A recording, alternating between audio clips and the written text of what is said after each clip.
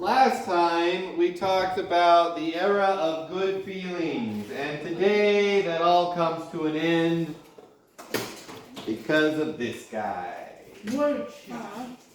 So, what do we see? This guy is so fine, he defined a time, the Jacksoninan era, and the trends we see are more democracy, but not for everybody.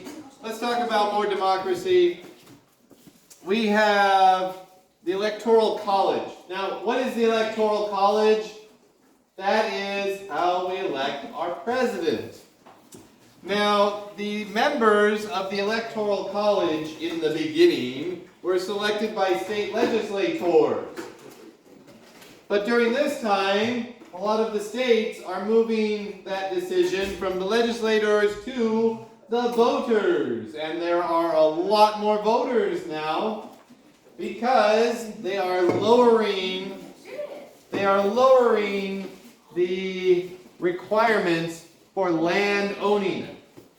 You don't have to own as much land. That's especially in this area. In some parts of the north, they only had wealth requirements. So they're lowering those too. So you see most people who are white, male, and over 21 are getting the chance to vote now.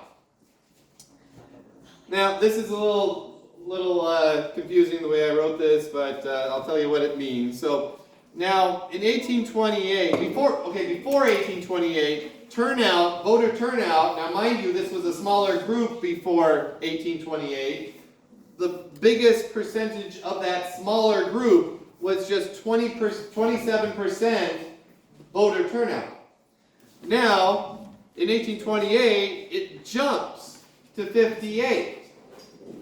Okay, so number-wise, it's exponential because you have a larger number of people voting and a greater percentage. So so there's more democracy, and this trend will continue until 1840. You see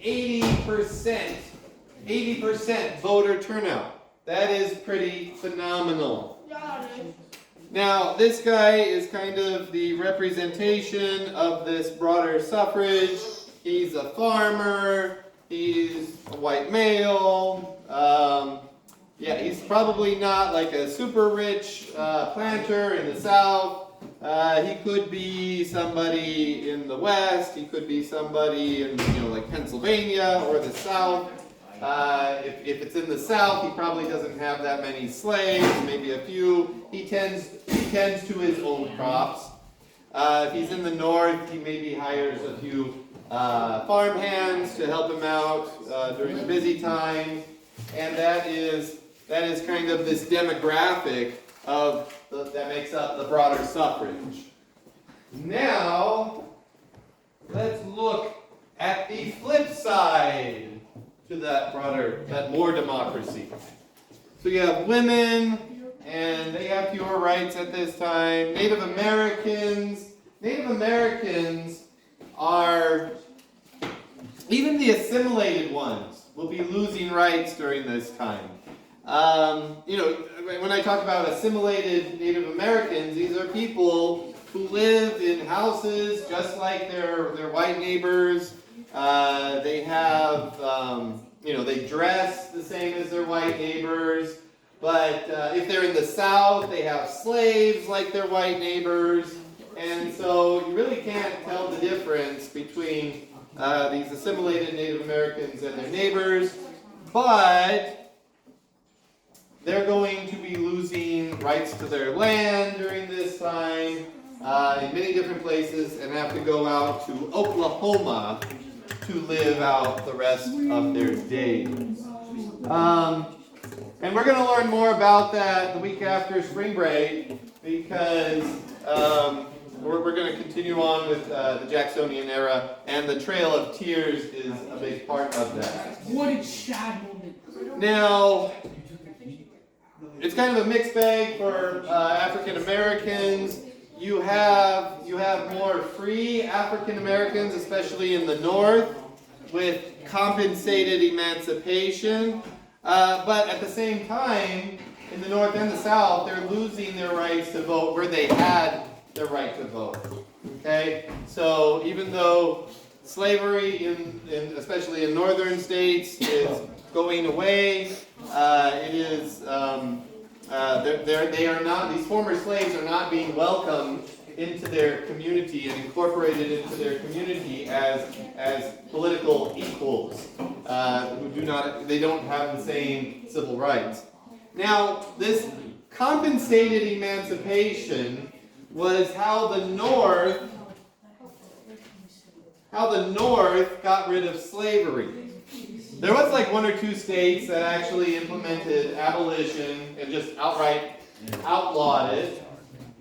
But there weren't a lot of slaves there, so it wasn't really that radical of an impact. It was seen as a radical tactic to get rid of slavery. But most places, they saw this compensated emancipation as a more reasonable way of getting rid of slavery. Now, compensated emancipation was a little different in every state that applied it, but what it was when your slaves got to be a certain age, and that age was usually somewhere in the 20s, depending on the state and when, they would have to be emancipated, and the state would give the slave owner usually about $200 per slave.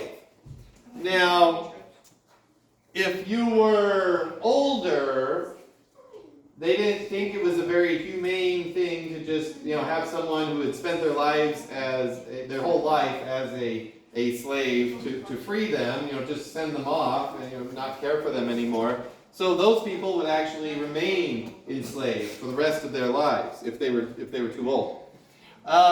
So because this was like a generational process, it took quite a while to free these slaves. You had people in the North who were adults by the time of the Civil War who had childhood memories of people who had been slaves. So they could remember that. So slavery was kind of closer than we think. We think, the North got rid of slavery, decades ago. It was all gone. But those people who were slaves were still living and growing into and having an impact on their community. So people in the North could still remember what slavery looked like in their childhood. All right. Now, so compensated emancipation was seen as a reasonable way to get rid of slavery. And abolition, outright abolition, would be seen as kind of an extreme measure all the way up to and including the Civil War. Okay. Now let's talk about politics. Now politics is becoming much more interesting because so many more people are involved. The people's vote is being counted and recorded. And we have, as I mentioned at the beginning, that era of good feeling is over. Yes, we have a Democratic Party, but we have different factions within the party. John Quincy Adams kind of formalizes it. He gives it a name, but it's really not a separate party. Let's see. So we have Henry Clay, William Crawford, John Quincy Adams, and Andrew Jackson. Now, we remember Henry Clay. He had been Speaker of the House from Kentucky. He was a peace commissioner at Ghent. William Crawford, not that important. John Quincy Adams, we remember him. He was President Adams' little boy. And he drug him along on all the diplomatic trips that he went on. He was a diplomat himself. He was the Secretary of State and the leader of the Peace Commission at Ghent, which ended the War of 1812. So they have that in common. And they are still kind of sore and hurt because this guy took all the credit. This guy took the credit for the good outcome of the War of 1812 because, remember, even though his battle at New Orleans took place a while after the war had been ended, the people in the United States of America heard about the battle first, and then they heard about the treaty.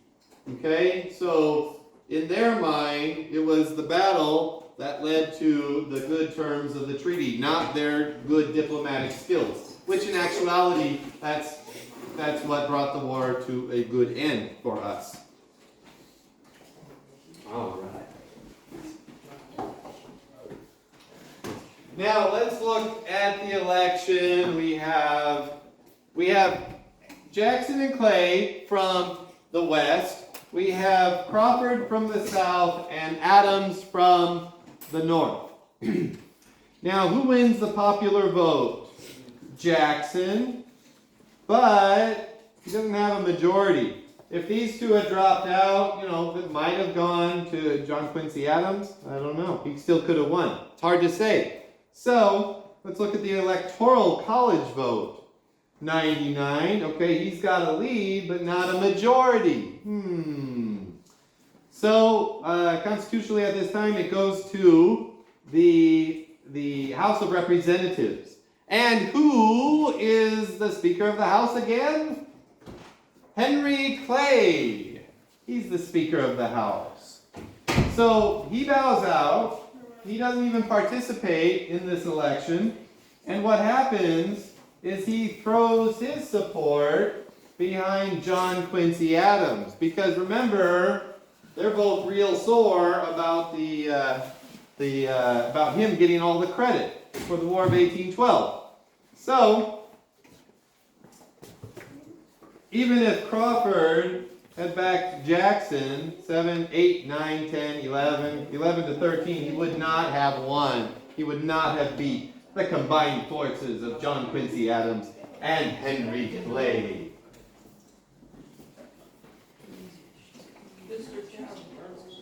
Okay, so now they have exacted their revenge on Andrew Jackson, and he gets really sore and bent out of shape. He calls it a corrupt bargain. But Henry Clay gets to become Secretary of State. Now, during this time, during much of the 19th century, maybe even parts of the 20th century, the position of Secretary of State was about equal to Vice President when we're thinking of succession in the next election. So usually the heir apparent would be Secretary of State. At this time, it's not so much Vice President. You've had a few Vice Presidents, but at this time people really think that, Secretary of State will be the next President. And we've kind of come back to this at different times throughout our history. Hillary Clinton, actually, as recently as, when she was Secretary of State, a lot of people thought, she's the heir apparent. She's Secretary of State. She will be the next President of the United States. And that doesn't always work out. Sometimes we think that the Vice President will be the next President. That doesn't always work out. But Henry Clay will go on to seek the presidency unsuccessfully. Now let's talk about John Quincy Adams. Now, I talked about how he was the son of a president. He was well-traveled, well-educated. If you look at all the people who have been president, and you were just to look at their backgrounds and try to figure out who is the best person prepared for the presidency, he would be up towards the top. But that's not how it translates into his presidency. And he even goes on afterwards to serve the country in the House of Representatives. In the House of Representatives, you can go into the old into Statuary Hall at the Capitol, and I'll probably show a video in a couple of weeks about the Capitol. But the original House chamber is now Statuary Hall. And there's a little, I think it's a bronze, just a little plaque on the floor. And you can go and stand there, and you can hear things, like you can hear people talking around the room. They're talking in a normal voice, but it sounds like they're right next to you. It's kind of weird. You're like, oh, whoa.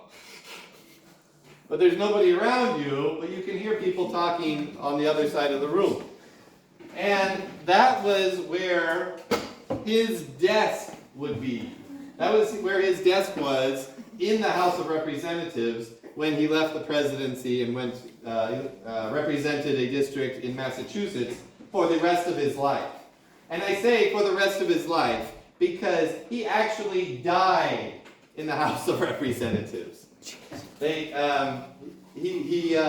actually slumped over, and somebody else could hear because he spoke, and it was like, you know, due to the acoustics, his little sigh or whatever was heard by somebody else across the room, and he was dragged out, and he died right outside the chamber. So he really, you know, he did a lot for our country before the presidency and after the presidency. You know, there's another president that we see as a failed president, and that's Herbert Hoover. Okay, Herbert Hoover, for those of you who don't know, was president in the late 20s when the crash on Wall Street came. The Great Depression happened on his watch. He did not rise to the occasion, but could anyone have done so? It was a very difficult position. He was very well educated. He was very well experienced, and he's seen as a failure today. But after his presidency, he went on to serve the country in a number of facets. So, yeah. So we've had some people who are seen as great failures as presidents, but really in their lives they were quite accomplished. And John Quincy Adams is definitely one of those people. So he stood for all these things: a national university, an observatory, a scientific expedition. But nothing ever really happened because everyone was against him. Everyone wanted him to be a one-term president. So, in 1828, Andrew Jackson was much more organized. He organized a party on the lines of what we would expect to see for another century. And we'll talk a little bit more about that party organization in the future. And this is what we see. This is the popular vote, and this is the electoral college vote. So it's a definite sure victory for Jackson. We see here he got the West, he got the South, and parts of the North. Adams just got New England and New Jersey and Maryland, and that was it. All right. Thank you very much. End the video, man.